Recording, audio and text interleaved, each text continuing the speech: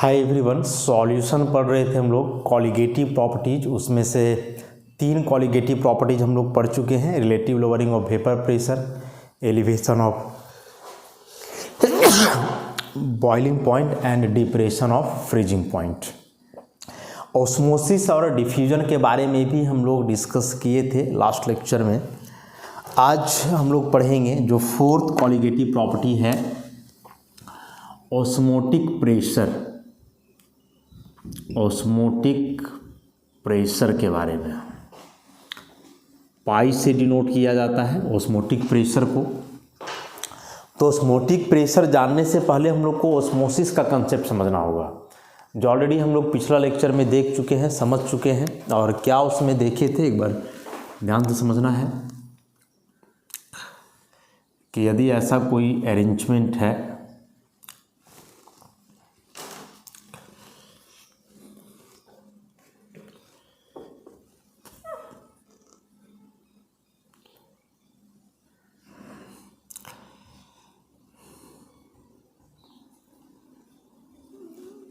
ऐसा, बीच में यहाँ सेमी परमिएबल मेम्ब्रेन होगा,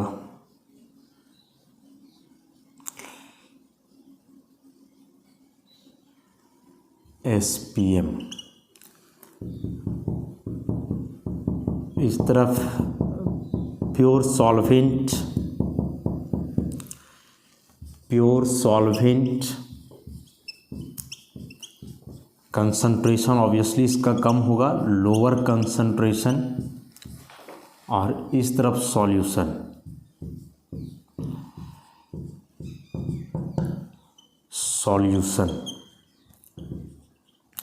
हायर कंसंट्रेशन। तो ऑस्मोसिस में हमने क्या ऑब्जर्व किया था कि एक नॉर्मल कंडीशन पे, नॉर्मल कंडीशन मतलब मान लिया जाए कि प्रेशर अभी एटमॉस्फेरिक प्रेशर के बराबर है, 1 atm के बराबर।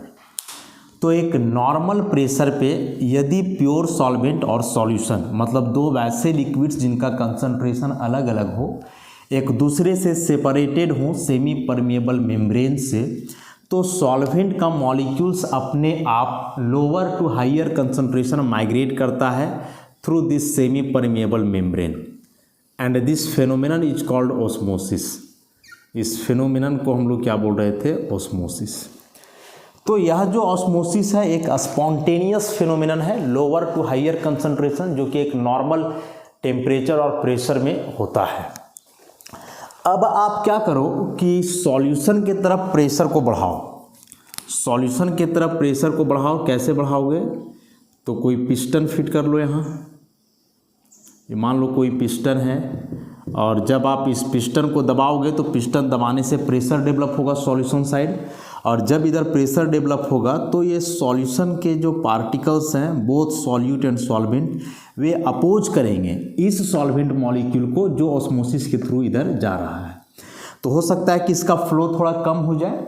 वैसे ही आप प्रेशर बढ़ाते जाओ सॉल्यूशन साइड, और बढ़ाते बढ़ाते जो है एक वैसा सिचुएशन आ जाएगा जब सॉल्वेंट के molecules lower to higher concentration flow नहीं कर पाएंगे, मतलब मूवमेंट ऑफ सॉल्वेंट मॉलिक्यूल जो है प्रिवेंट हो जाएगा, रुक जाएगा, या यूँ बोलें कि ऑस्मोसिस रुक जाएगा।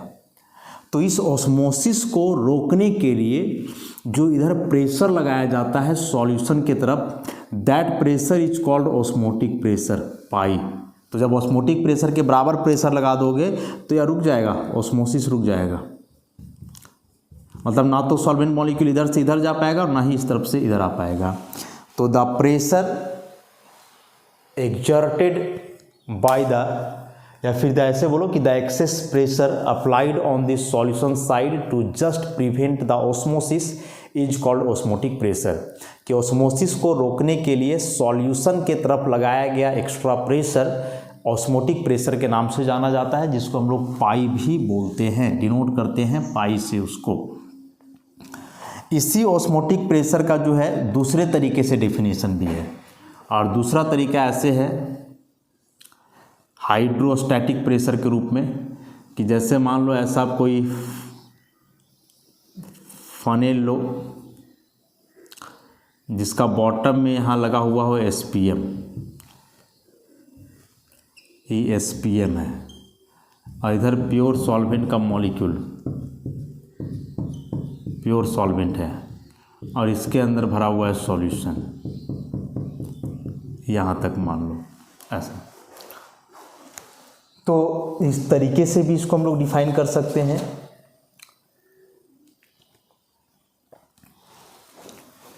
यह जो है प्योर सॉल्वेंट है, प्योर सॉल्वेंट, इसके अंदर सॉल्यूशन भरा हुआ है, और इसको हम लोग बोलते हैं थिस्टल फनेल, थिस्टल फनेल।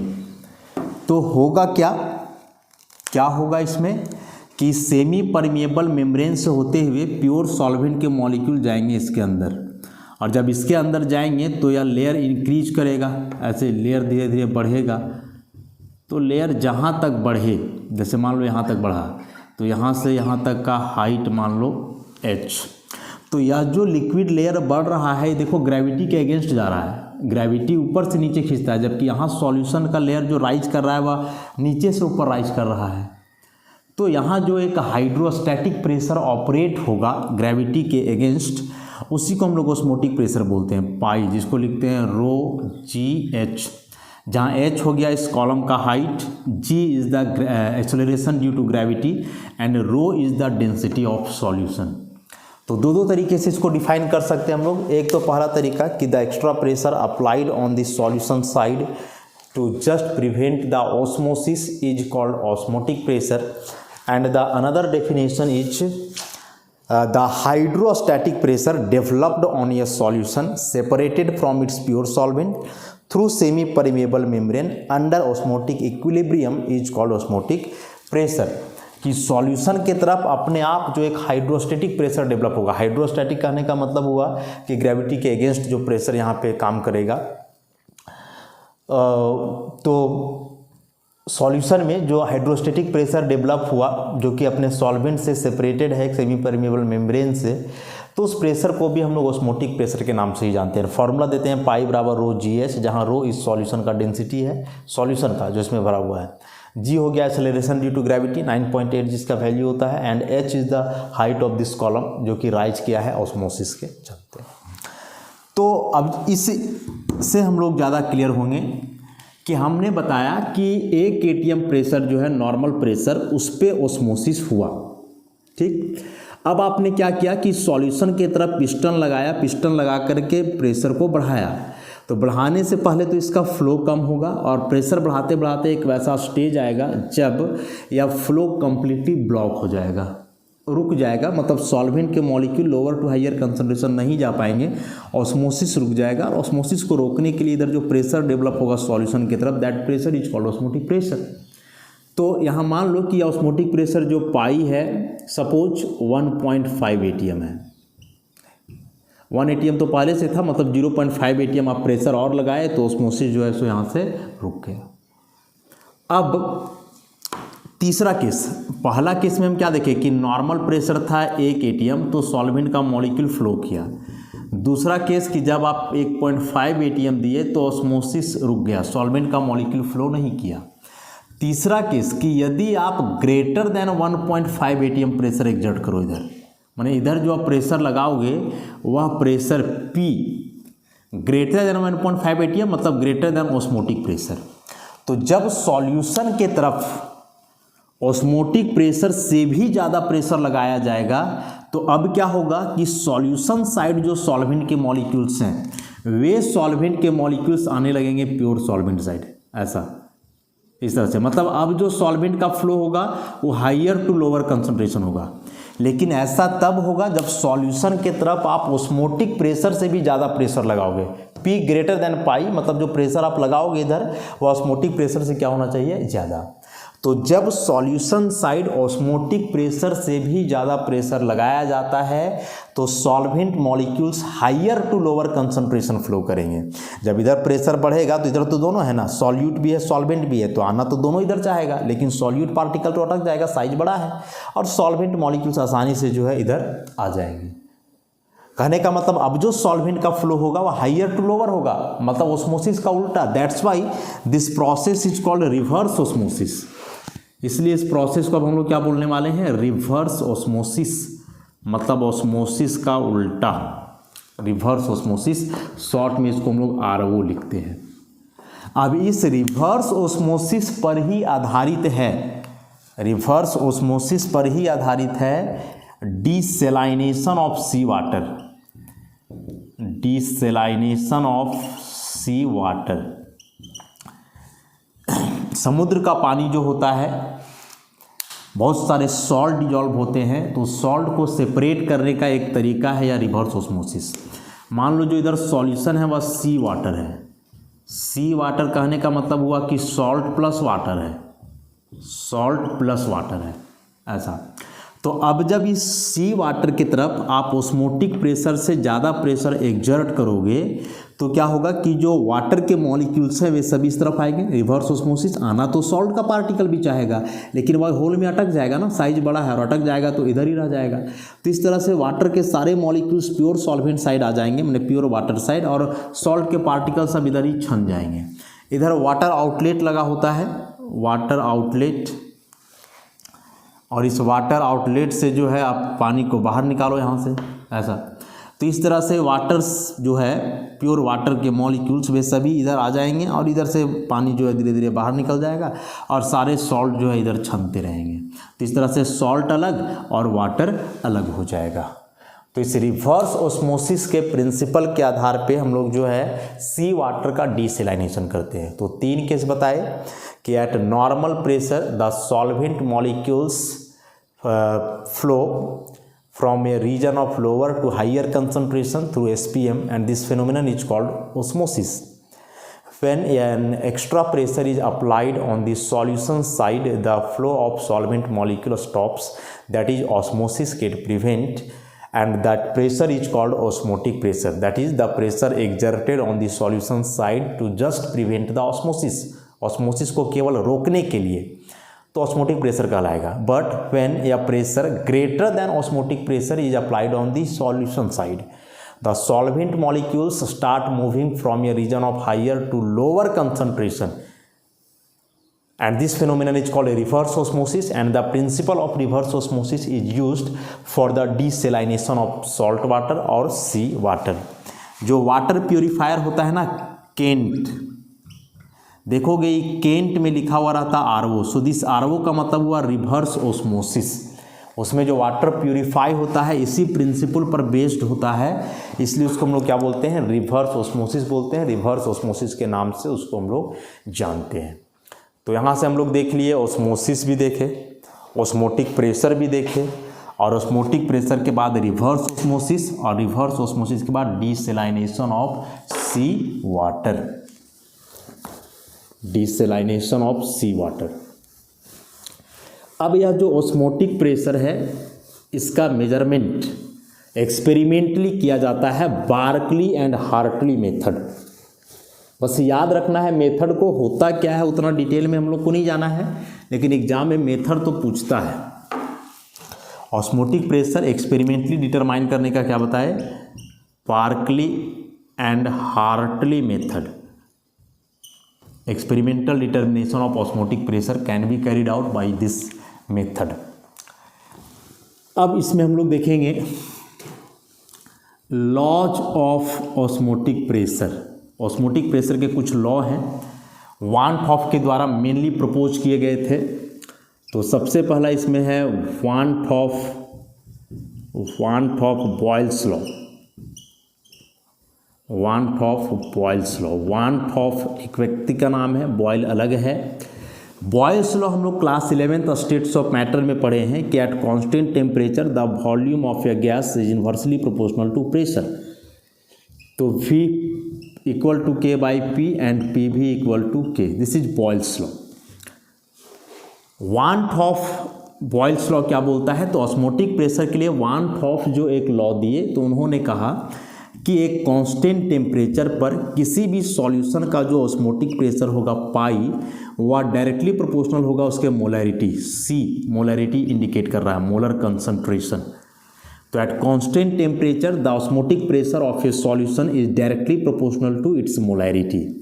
अब इस प्रोपोर्शनैलिटी के साइन को हटाओगे तो K इंटू सी लगा देंगे। C है मोलैरिटी, और मोलैरिटी का जहाँ तक हम लोग जानते हैं डेफिनेशन मोलैरिटी का कि number of moles by volume. यदि मान ले हम लोग कि नंबर ऑफ मोल्स है सॉल्यूट का 1 मोल, तो इसी C को आप लिखोगे 1/V, तो for 1 molar solution this C can be written as 1/V, तो पाई इक्वल टू अब हो जाएगा K इंटू 1/V, इसको क्रॉस मल्टीप्लाई करो तो pi V equal to K। Osmotic pressure और वॉल्यूम का प्रोडक्ट एक कांस्टेंट आएगा, उसी प्रकार से यहाँ है प्रेशर और वॉल्यूम का प्रोडक्ट एक कांस्टेंट आएगा। तो वानथॉप ही इसको डेराइव किए, लॉ वही दिए, लेकिन जब फाइनल डेरिवेशन आया तो देखे ही तो बॉयल्स लॉ से मैच कर रहा है, इसलिए नाम में बॉयल्स का भी आ गया वानथॉप बॉयल्स लॉ। तो बॉयल इसके लिए कुछ किए नहीं थे, सारा काम वानथॉप किए, लेकिन पूरा काम करने के बाद वो देखे कि जो हम ला रहे हैं फाइनल वह तो बॉयल्स लॉ से सिमिलर है, बॉयल लॉ भी यही बोलता है, इसलिए उसके नाम को ऐड करना पड़ा और ओवरऑल हो गया वानथॉप बॉयल्स लॉ। तो पाई V बराबर K, जहाँ पाई ऑस्मोटिक प्रेशर हुआ, V सॉल्यूशन का वॉल्यूम हुआ, तो ऑस्मोटिक प्रेशर और वॉल्यूम हमेशा एक कांस्टेंट आएगा, आप चेंज करो फिर भी। अगला इसमें है वानथॉप चार्ल्स लॉ। वानथॉप चार्ल्स लॉ इसके अनुसार कि एक कांस्टेंट कंसंट्रेशन पर, यहाँ टेम्परेचर कांस्टेंट था तो ऑस्मोटिक प्रेशर और मोलैरिटी के बीच रिलेशन आया, इस बार कंसंट्रेशन कांस्टेंट है तो बोले कि जो ऑस्मोटिक प्रेशर है पाई वह डायरेक्टली प्रोपोर्शनल होगा टेम्परेचर का, मतलब ऑस्मोटिक प्रेशर कंसंट्रेशन के भी डायरेक्टली प्रोपोर्शनल हो रहा है, टेम्परेचर के भी डायरेक्टली प्रोपोर्शनल हो रहा है। तो यहाँ से भी प्रोपोर्शनलिटी हटाओगे तो पाई बराबर K इंटू टी, या इसी को आप लिखोगे pi by T into constant, Charles law के सिमिलर। अब जब दोनों को कंबाइन करोगे वानथॉप बॉयल्स लॉ और वानथॉप चार्ल्स लॉ, तो देखोगे कि यहाँ पाई प्रोपोर्शनल C है और यहाँ पाई प्रोपोर्शनल T है, तो ओवरऑल हम लोग लिख सकते हैं पाई प्रोपोर्शनल C इंटू टी, और यदि प्रोपोर्शनलिटी हटाओगे तो यहाँ कांस्टेंट देते हैं R, तो RCT या इसी को हम लोग लिखते हैं CRT, तो पाई इक्वल टू यहाँ से आ गया CRT, ऐसा, या मेन फार्मूला हुआ ऑस्मोटिक प्रेशर के लिए। अब C जो है C,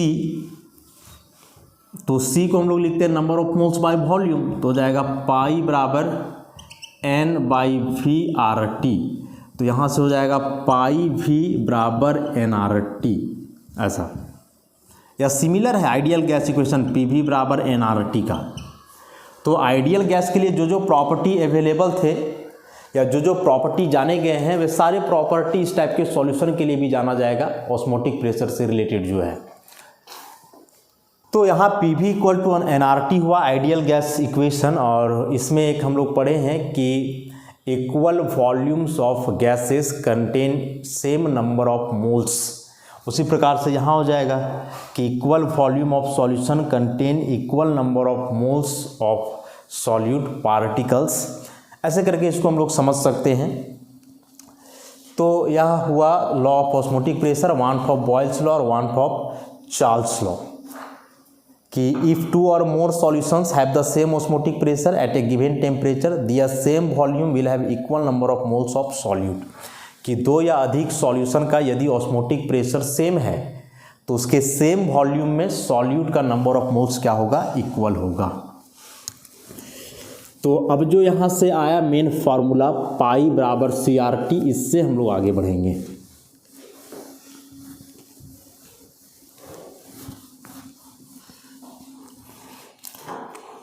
pi equal to CRT, प्रत्येक कॉलिगेटिव प्रॉपर्टी से हम लोग सॉल्यूट का मोलर मास निकालते हैं, इससे भी निकाला जाएगा।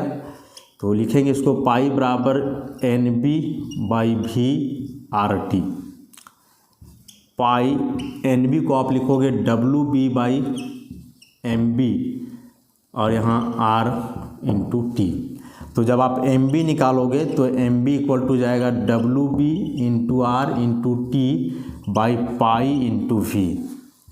Mb is the molar mass of solute, Wb is the mass of solute in the solution, R is universal gas constant जिसके कई वैल्यू हैं 8.314 जूल पर केल्विन पर मोल, जैसे को 0.0821 लीटर एटीएम पर केल्विन पर मोल, या इसी को हम लोग लिखते हैं 0.083 litre bar per kelvin per mole.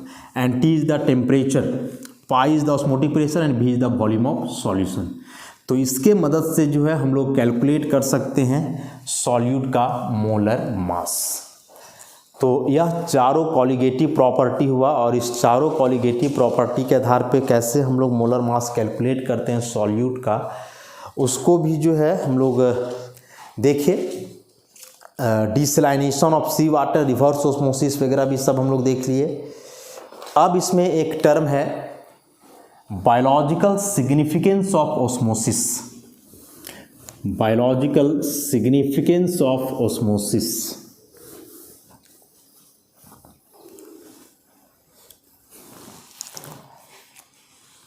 Biological significance of osmosis. Osmosis में जो हमने पढ़ा कि सॉल्वेंट मॉलिक्यूल्स का spontaneous flow from a region of lower to higher concentration, इसका क्या बायोलॉजिकल सिग्निफिकेंस है। तो कई सिग्निफिकेंस हैं। Number 1, absorption of water from soil by plants, पेड़ पौधों के द्वारा मिट्टी से पानी एब्जॉर्ब करना ऑस्मोसिस का एक एग्जाम्पल है। जैसे मान लो कि यह ग्राउंड लेवल है, ग्राउंड लेवल है, यहाँ कोई पेड़ या पौधा ऐसा लगा हुआ है, इधर इसके ब्रांचेस हैं, ऑब्वियसली नीचे इसके रूट्स होंगे।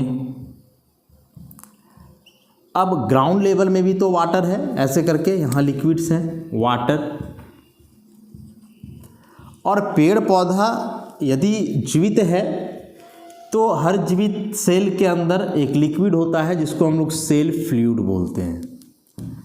अभी जो पेड़ पौधा के अंदर लिक्विड होता है सेल फ्लूइड, उसका कंसंट्रेशन अधिक होता है इस ग्राउंड वाटर में जो है, इस ग्राउंड वाटर के कंसंट्रेशन से। तो इसके अंदर का कंसंट्रेशन हुआ ज़्यादा और जो ग्राउंड वाटर है उसका कंसंट्रेशन हुआ कम। और पेड़ पौधा का जो रूट है तो रूट में एक लेयर होता है जो काम करता है एसपीएम का। तो रूट काम किया एसपीएम का, वाटर का कंसंट्रेशन कम, सेल फ्लूइड का कंसंट्रेशन ज़्यादा, तो lower to higher concentration osmosis होगा। मतलब ये वाटर मॉलिक्यूल जो है इस जड़ से होते हुए अपने आप पेड़ पौधा में जो है ऊपर जाएगा और इसी के थ्रू जो है पूरे में फैल जाएगा। ऐसा पानी अपने आप कभी नीचे से ऊपर नहीं जाता है, पानी हमेशा ऊपर से नीचे आता है। नीचे से ऊपर अपने आप जाने के लिए कोई एक्सटर्नल वर्क करना होगा, लेकिन चूंकि ऑस्मोसिस एक स्पॉन्टेनियस फिनोमेनन है और यहाँ कंसंट्रेशन डिफरेंस के चलते वाटर अपने आप lower to higher concentration flow करता है इस एसपीएम से होकर के। तो इस तरह से पेड़ पौधे जो पानी खींचते हैं नीचे ज़मीन से, वह ऑस्मोसिस के थ्रू होता है।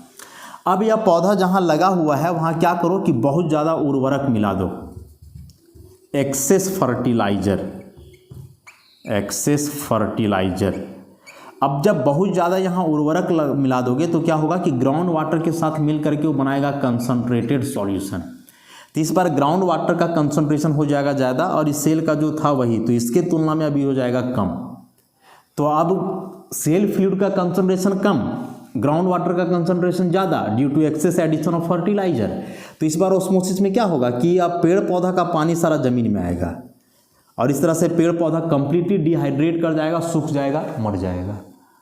तो यहाँ जो है ऑस्मोसिस ही हो रहा है दोनों केस में। कंसंट्रेशन डिफरेंस के चलते कभी पानी पेड़ पौधा के अंदर जा रहा है, कभी उसका पानी बाहर निकल रहा है। इसलिए कोई पौधा या जनरली हम लोग धान की खेती वगैरह करते हैं तो खाद का जब छिड़काव किया जाता है तो तभी किया जाता है जब उस खेत में एक्सेस ऑफ वाटर हो, पानी हो, ताकि उस पानी में फर्टिलाइज़र डिजॉल्व कर जाए और एक डाइल्यूट सॉल्यूशन बना दे।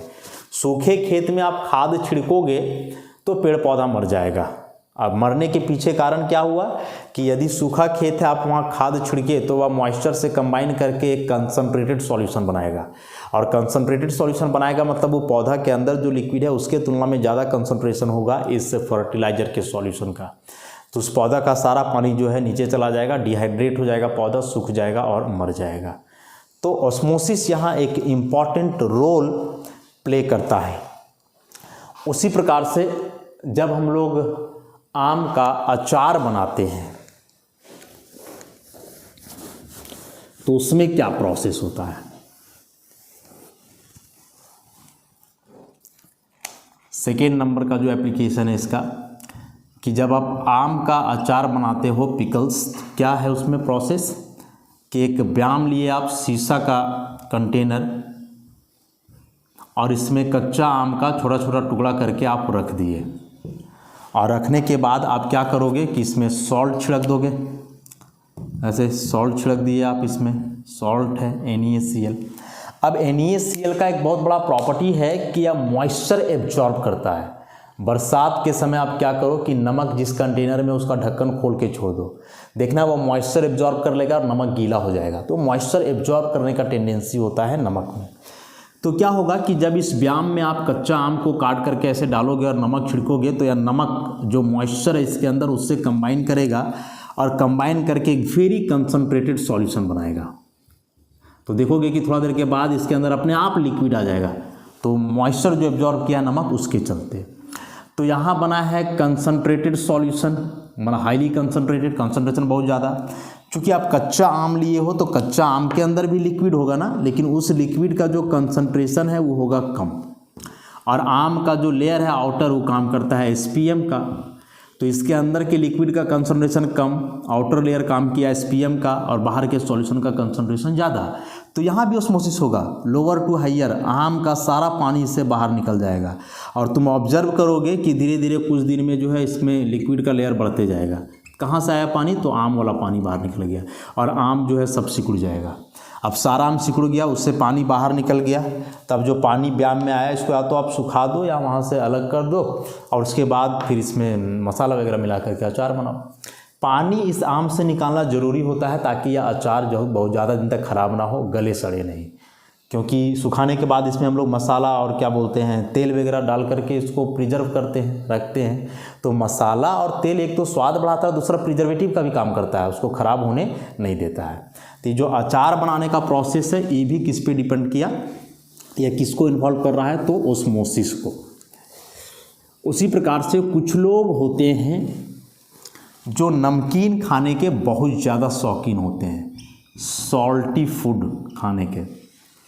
अब यदि आप बहुत ज़्यादा नमक खाओगे तो क्या होगा कि आपका ये जो वेन है, नस, और इसमें जो ब्लड है, और इस ब्लड में जो ब्लड कैपिलरी है मतलब ब्लड सेल, तो इस सेल के अंदर जो लिक्विड है जिसको हम लोग सेल फ्लूइड बोलते हैं, तो जब आप बहुत ज़्यादा सॉल्ट लोगे नमक, तो क्या होगा कि वह नमक जाकर के इस सेल फ्लूइड में डिजॉल्व होगा। तो ऐसा करने से इसका कंसंट्रेशन बढ़ जाएगा, सॉल्यूट मिलेगा। तो अब जब आप पानी पियोगे तो क्या होगा कि वह पानी, चूँकि फ्रेश वाटर ले रहे हो तो उसका कंसंट्रेशन कम हुआ और सेल फ्लूइड का कंसंट्रेशन ज़्यादा, तो क्या होगा कि यह सारा पानी जो है सेल के अंदर घुसेगा और इस सेल धीरे धीरे फूलते जाएगा ऐसा। और सेल जब भी धीरे धीरे फूलते जाएगा तो स्वेल करते जाएगा, तो ऐसा भी सिचुएशन आ सकता है कि बर्स्ट कर जाए ना, ब्लास्ट कर जाए, फट जाए ऐसे। तो जो लोग बहुत ज़्यादा सॉल्ट लेते हैं वैसा करने से उनके सेल फ्लूइड का कंसंट्रेशन बढ़ता है, और उस केस में जब आप फ्रेश वाटर पियोगे तो पॉसिबिलिटी है कि वह वाटर सेल के अंदर जाए, ऐसे करके सेल धीरे धीरे फूलेगा और फाइनली बर्स्ट कर सकता है। काफ़ी पेन होता है इस केस में, बड़ा असहनीय दर्द होता है, और इस सिचुएशन को हम लोग बोलते हैं एडेमा।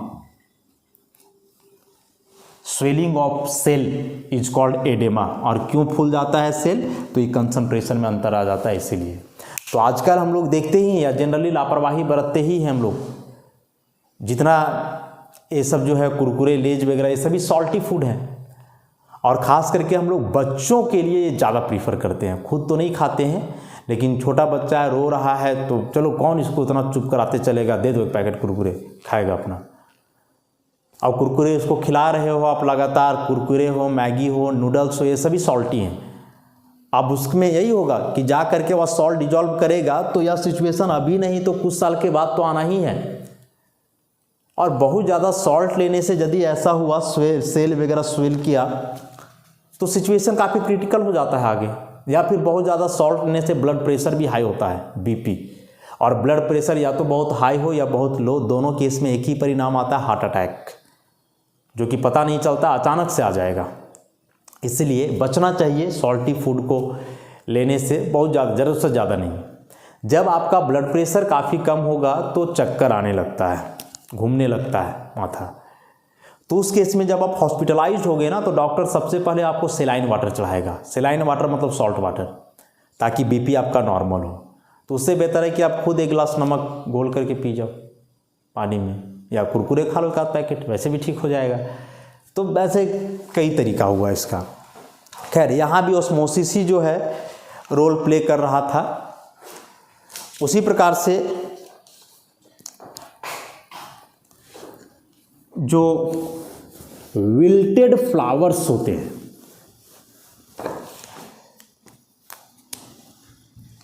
विल्टेड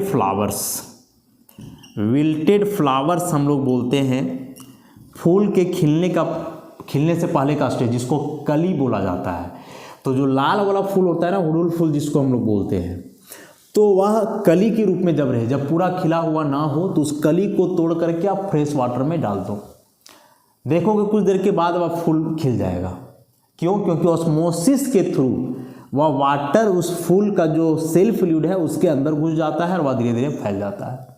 होता है, लोग गांव घर में जो है कोई फेमस फेस्टिवल हो, तो हिंदू के जितने फेस्टिवल्स हैं उसमें फ्लावर्स तो कंपलसरी होता है। अब हर घर में फूल का पौधा हो यह भी ज़रूरी नहीं है, 10-15 घर मिला कर कहीं एक जगह फूल का पौधा होता है।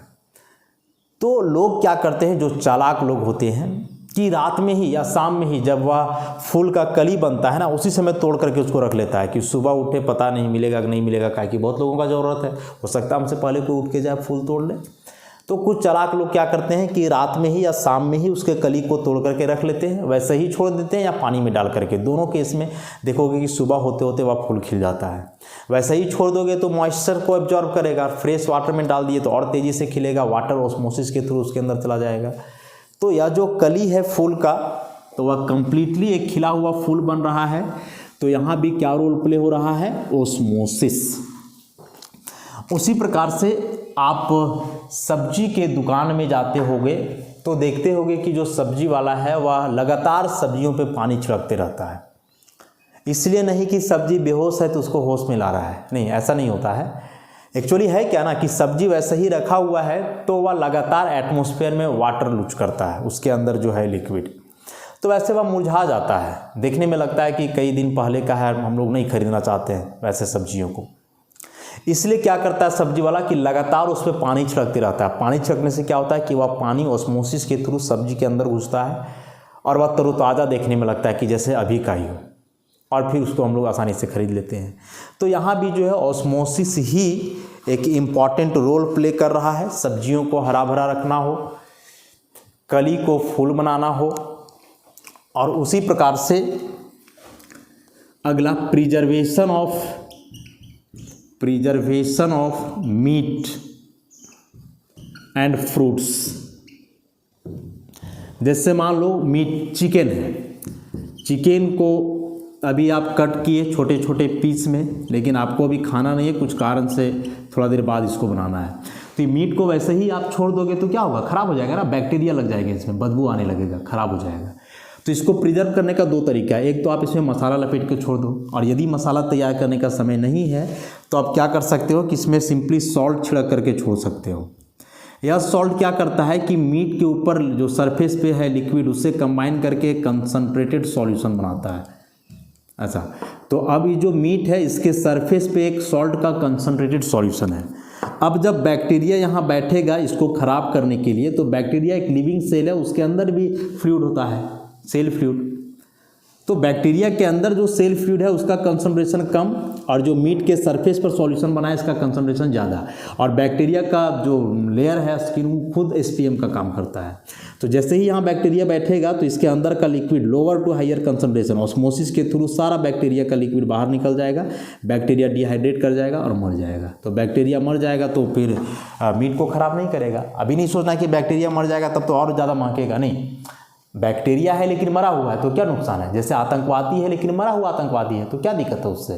तो वैसे ही बैक्टीरिया है लेकिन मरा हुआ है, बाद में इसको हम लोग धो देंगे वाटर से तो यह मरा हुआ बैक्टीरिया हट जाएगा, लेकिन जिंदा रहेगा तब इसको क्या करेगा, खराब। उसी प्रकार से जो फ्रूट्स होते हैं, तो फ्रूट्स बाहर से आते हैं, इंपोर्ट या एक्सपोर्ट किए जाते हैं, तो तुरंत तो वह फ्रूट्स नहीं बिकेगा। तो उसको प्रिजर्व करने के लिए लोग क्या करता है कि फ्रूट्स के ऊपर जो है कार्बाइड या शुगर वगैरह छिड़क जाता है। कार्बाइड तो उसको पकाने के लिए, और जो शुगर छिड़का जाता है इसलिए क्योंकि वह शुगर मॉइस्चर से कंबाइन करके कंसंट्रेटेड सॉल्यूशन बनाता है इसके सरफेस पे। तो अब जब बैक्टीरिया यहाँ बैठेगा इसको ख़राब करने के लिए, फिर से वही बात कि बैक्टीरिया के अंदर जो लिक्विड है उसका कंसंट्रेशन कम, सरफेस पे जो बना है उसका कंसंट्रेशन ज़्यादा। तो जैसे ही बैक्टीरिया बैठेगा उसके अंदर का सारा लिक्विड बाहर आ जाएगा, बैक्टीरिया डिहाइड्रेट होगा और वह मर जाएगा। तो ऐसे सेफ रहेगा। और एक लास्ट कि जब कोई व्यक्ति पानी में डूब करके तालाब या नदी वगैरह में मर जाए, तालाब में खास करके, तो मरने के बाद वह तैरने लगता है। क्यों? क्योंकि जब वह मर जाएगा तो पानी जो है उस तालाब का वह उसके बॉडी के अंदर घुस जाएगा। पानी उसके अंदर घुसा तो वह थोड़ा फूल जाएगा, फैल जाएगा, मतलब वॉल्यूम बढ़ जाएगा उसका, और वॉल्यूम बढ़ जाएगा तो डेंसिटी घट जाएगा, और जब डेंसिटी घटेगा तो वह हल्का हो जाएगा और पानी पे क्या करेगा, फ्लोट करेगा, तैरने लगेगा। तो ये थे ऑस्मोसिस के बायोलॉजिकल सिग्निफिकेंस। नोट्स में सभी लाइन बाय लाइन मेंशन है, जिसको हम वैसे ही पढ़ के समझाए हैं। तो एक बार अपने से पढ़ लोगे और अच्छे से इसको समझोगे। तो नेक्स्ट क्लास में इस चैप्टर को आगे प्रोसीड करेंगे। आज के लिए इतना ही, धन्यवाद।